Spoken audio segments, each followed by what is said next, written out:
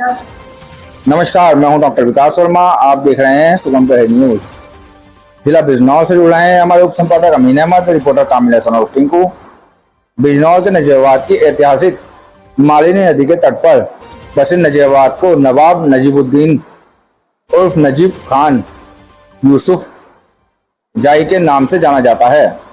18वीं सदी में रोहिलखंड के मुगल साम्राज्य दुर्रानी साम्राज्य के प्रसिद्ध योद्धा नवाब नजीबुद्दौला ने वर्ष 1740 में नजीबाबाद को एक गुलदस्ते की तरह बसाया था, जहां सभी धर्म जाति के लोगों को अलग अलग स्थानों पर उनके नाम देकर मोहल्लों में बसाया था। और उनके कार्य में प्रभावित होकर आखिरी मुगल बादशाह बहादुर शाह जफर ने उन्हें नजीब उद दौला की उपाधि प्रदान किया था। तभी से उन्हें नवाब नजीबुद्दौला के नाम से जाना जाता है। जबकि मुगल साम्राज्य के पतन के बाद नजीबाबाद में ऐतिहासिक महत्व के लिए महल सराय बसाया गया, जहां रानियों निवास करती थी। वर्तमान में थाना नजीबाबाद के मुख्य द्वार में एक सुरंग, जो कि पत्थरगढ़ किले पर जाकर समाप्त होती है, वहां से रानियां घुड़सवार होकर किले में आया जाया करती थी, जहां विशाल आकार का तालाब है। यहीं पर 1755 में भातू जाति के सुल्ताना डाकू ने पत्थरगढ़ के किले को अपनी शरण स्थली बनाया, जहां से देहरादून, मसूरी, नैनीताल आने जाने वाले रास्ते में अंग्रेजों को लूटने का काम किया।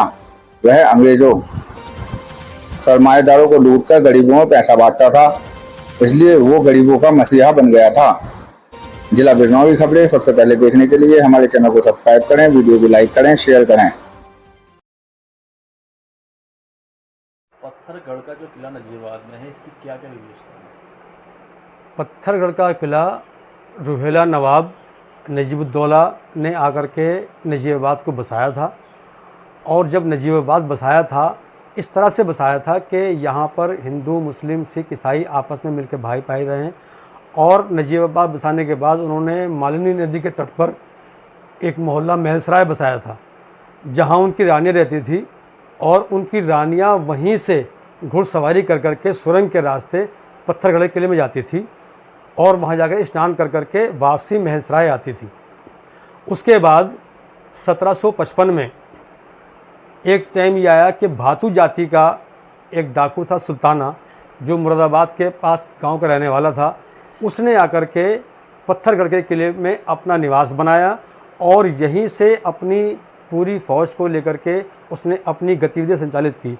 सुल्तान डाकू का नजीबाबाद पत्थरगढ़ किले में बनाने का मकसद ये था कि वो अंग्रेज़ों को लूटता था और अंग्रेज़ नजीबाबाद के रास्ते से मसूरी और नैनीताल, इस रास्ते से उनकी आवाजाही होती थी, उनको लूटने का काम करता था। इसी के साथ जितने भी उसका जो क्षेत्र था, वो सहारनपुर से लेकर के गोंडा, बस्ती और ये पूरा पूर्वांचल और उत्तर प्रदेश, अविभाजित उत्तर प्रदेश, यहाँ जितने भी सरमायादार पूंजीपति थे, उनको लूट करके वो गरीबों में पैसा बांटता था। वो सरमायादारों का दुश्मन था और गरीबों का हितैषी था। इसीलिए गरीब उसे अपना मसीहा मानते थे। और उसकी जो मौत हुई, वो भी अंग्रेज़ों ने बहुत चाणक्य नीति अपनाई, लेकिन उसको गिरफ्तार नहीं कर सके। आखिरकार अंग्रेज़ों ने एक जंगल में एक महिला को रिश्वत दे करके उसके गोद में बच्चा डाल करके कहा कि आप यहाँ बैठ जाओ। सुल्तान डाकू वहाँ से निकल रहा था, बच्चे के रोने की आवाज़ आई। रोने की आवाज़ सुनकर सुल्तान डाकू रुका। रुकने के बाद उस महिला से पूछा कि आप जंगल में क्यों बैठी हो अकेली? उन्होंने कहा कि मेरा बच्चा भूख से परेशान है। इसी ममता में आकर के घात लगाए बैठे अंग्रेज़ों ने उसको गिरफ़्तार किया और गिरफ़्तार करने के बाद उसको नैनीताल जेल में ले जाकर डाल दिया। नैनीताल जेल में लंबी सुनवाई के बाद उसको नैनीताल कोर्ट ने फांसी की सज़ा दी थी। और उसके बाद सुल्ताना डाकू का इतना प्रचार प्रसार हुआ कि उसके नाम से फ़िल्म भी बनी और आज भी उसके नाम से पूर्वांचल में और पश्चिमांचल में लोग सांग, नुक्कड़ नाटक, नौटंकियाँ करते हैं। जिस तरह इसकी जर्जर अवस्था है किले की, क्या कहना चाहेंगे इस पर? किला जो है पुरातत्व विभाग के कब्ज़े में है। बार बार लिखा पढ़ी में बताया गया है कि विशालकाय स्थिति में किला है। अगर इस पत्थरगढ़ के किले को, जो ऐतिहासिक पौराणिक धरोहर है नजीबाबाद की, और विश्व पटल पर यह किला जाना जाता है, अगर पुरातत्व विभाग, centre government, UP government, Uttarakhand government मिलकर के अगर प्रयास करे, तो पत्थरगढ़ का किले से इतना बड़ा रेवेन्यू मिल सकता है कि गवर्नमेंट को रेवेन्यू मिलेगा, विश्व पटल पर इसका नाम होगा और दूर दराज से पर्यटक यहाँ देखने के लिए आएंगे। चूँकि इतना बड़ा किला है कि उसकी दीवारें इतनी विशालकाय हैं कि 2 ट्रक एक साथ आ जा सकते हैं। वहाँ पे एक तालाब है, कुंड बना हुआ है, वो उसकी भी अपना एक इतिहास है। और वहाँ की जो 4 दीवारियाँ हैं, जो किले हैं, वो अपने आप में इतिहास का महत्व रखते हैं। इसलिए सेंट्रल गवर्नमेंट को, यूपी गवर्नमेंट को, उत्तराखंड गवर्नमेंट को चाहिए कि तत्काल प्रभाव से वहाँ का सर्वे करा करके रेवेन्यू बढ़ाने का काम करें और पर्यटन स्थल पर किले का नाम लाने का काम करें। डॉक्टर साहब, पत्थरगढ़ का किला बहुत फेमस है गाजियाबाद में, क्या कहना चाहेंगे इसमें? लगभग 400 वर्ष पहले नवाब नजीबुद्दौला ने इस किले का निर्माण कराया था।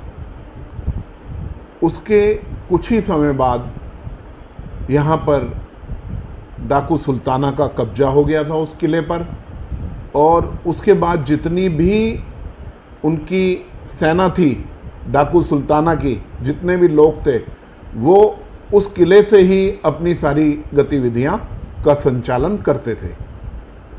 और डाकू सुल्ताना जो कि सबसे पहले जिसके खिलाफ मुकदमा दर्ज हुआ नांगल थाने में सबसे पहले उसके खिलाफ मुकदमा दर्ज हुआ था।